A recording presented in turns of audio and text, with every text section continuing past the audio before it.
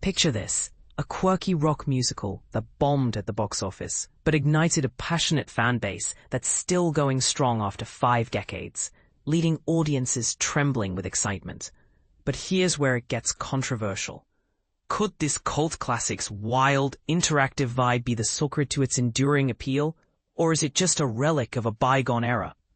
Dive in as we explore the 50th anniversary of the Rocky Horror Picture Show, and how to gear up for its immersive, unforgettable experience.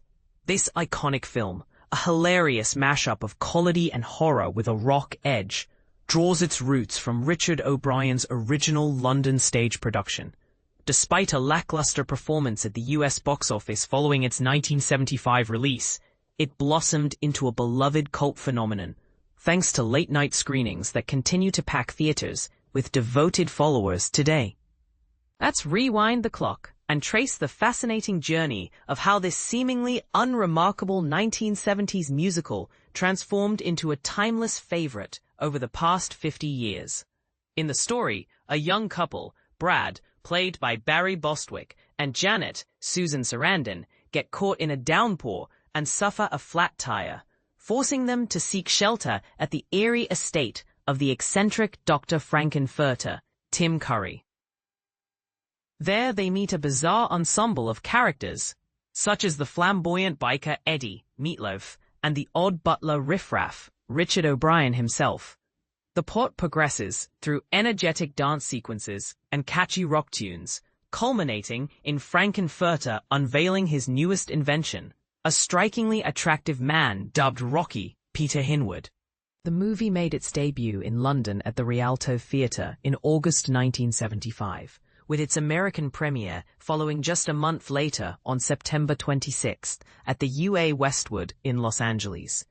It wasn't until a year after that initial release that things really took off, as fans started showing up in character costumes for after-hours viewings, fueling the midnight movie craze. And this is the part most people miss. The film's evolution from flop to phenomenon wasn't just about the story.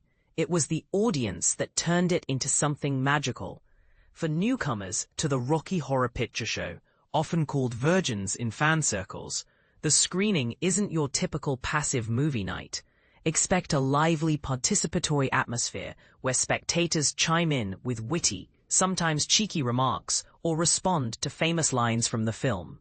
The fun ramps up with shadow casts, where enthusiastic attendees dress as the characters and perform in silhouette right in front of the screen, lip-syncing and dancing along. Think of it as a call and response game, complete with props like newspapers or water guns, making the whole event feel like an interactive party.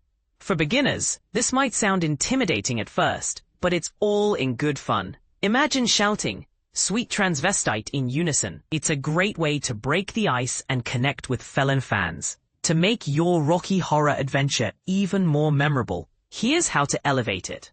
Wondering where to catch the Rocky Horror Picture Show? Theaters all across the United States regularly host screenings and shadow cast shows.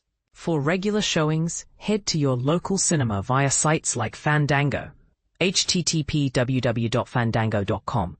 But for the full immersive experience with shadow casts, seek out independent theaters. These intimate venues, not the big chains, are where the magic often happens. If you're dreaming of rubbing elbows with stars, the original cast is marking the 50th anniversary with a nationwide 40-city tour. https://scottstandard.com rocky.html. That kicked off in September and wraps up on November 13th. Barry Bostwick, Nell Campbell, and Patricia Quinn will join fans for screenings of the uncut film, complete with live shadow casts, interactive audience fun, memorabilia exhibits, VIP meet and greets, costume competitions, and more. Check the tour site for all the details.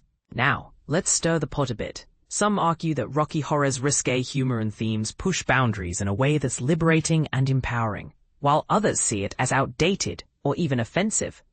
Is this film a harmless celebration of individuality, or does its cult status rely on shock value that might not hold up today?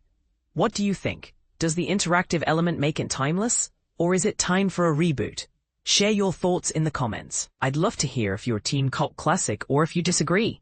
Source: USA Today Network reporting and research. Reuters, The Standard Group, RockyHorror.com.